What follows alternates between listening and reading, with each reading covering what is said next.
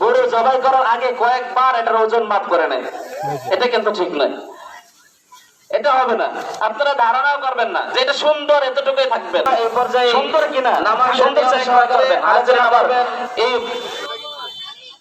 হযরত মাওলানা ভাই মোহাম্মদ জুবাইর হযরতকে হযরতের আলোচনা করার জন্য অনুরোধ করছি।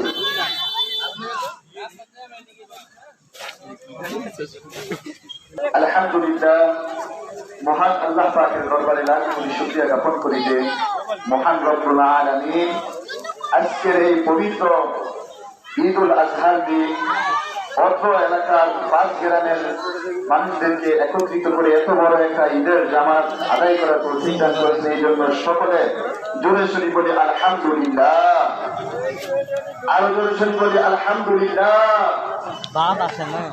আজকে যে আমরা এখানে নামাজ আদায় করতে আসছি, এটা আমার তো খুশ নসিব, ঠিক কিনা ভাই?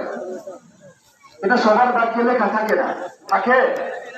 আপনারা লক্ষ্য করে দেখবেন যে অত্র এলাকার 5 গ্রামের আমরা এখানে যতগুলো মানুষ উপস্থিত আছি, এর চাইতে আরো বেশি মানুষ আমাদের গ্রামে আছে কিনা বলেন, আছে কিনা? তো কি ভাই, আল্লাহ পাক রব্বুল আলামিন সবাইকে পছন্দ করেন না বিধায় আজকে আমরা এখানে আসতে পারি নাই তারা, আর আল্লাহ পাক রব্বুল আলামিন আমাদেরকে এখানে পছন্দ করছেন বিধায় আমি কি করেছি, এত বড় একটা জামাতের মধ্যে শামিল হইতে পারছি। রাসূলের হাদিস দ্বারা প্রমাণিত যে যেই জায়গায় যত বড় জামাত হবে ওই জামাতের সওয়াব তার চাইতে দ্বিগুণ পরিমাণ বৃদ্ধি পাবে। সুবহানাল্লাহ, ঠিক কিনা ভাই? আপনি জামাত আদায় করতেছেন, জামাতের মধ্যে 2 জন লোক, ইমাম সাহেব নিয়ে 3 জন, এর মধ্যে সওয়াব পাবেন না এমন না, সওয়াব পাবেন, পর্যাপ্ত পরিমাণ সওয়াব পাবেন।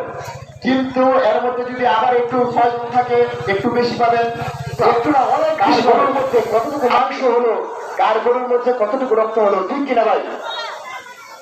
ঠিক কিনা ভাই? তো যাই হোক, আল্লাহ পাক রব্বুল আলামিন দেখবে শুধু আমাদের অন্তরের তাকওয়া, ঠিক কিনা?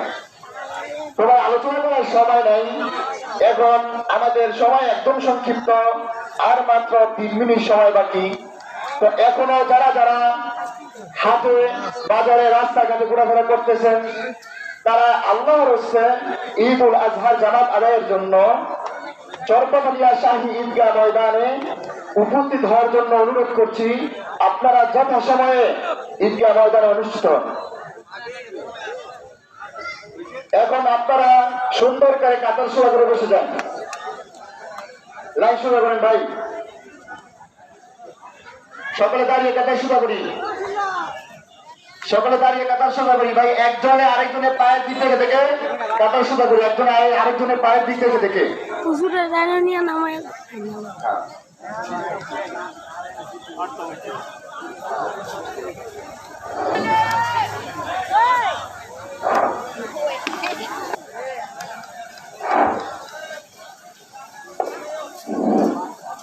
ভাই সকলে কাতার সোজা হয়ে দাঁড়িয়ে যায়।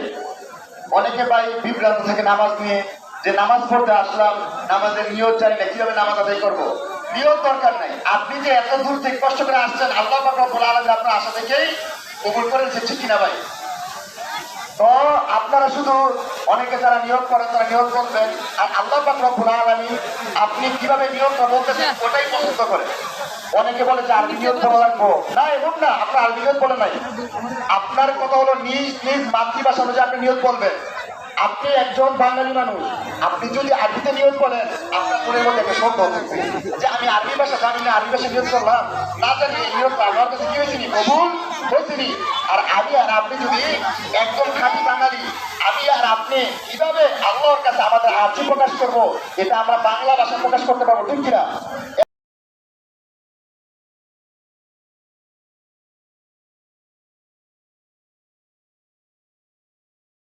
আপনার রবকে কিভাবে বুঝাইবেন, এটা শুধু আপনার ইতিহাস। এরপর অতিরিক্ত 6 তাকবীরের সাথে আপনারা সুন্দর করে নামাজের জামাত আদায় করবেন, কেউ কোনো বিপদ করবেন না।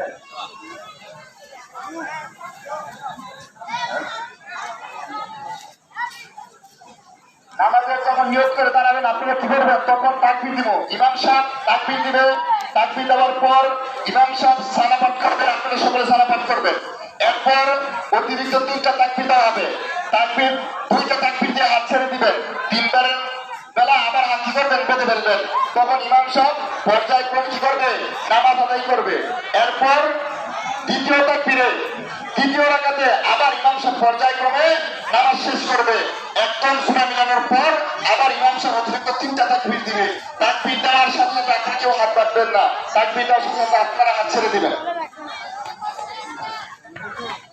আপনারা নিয়ত করবেন যে আমি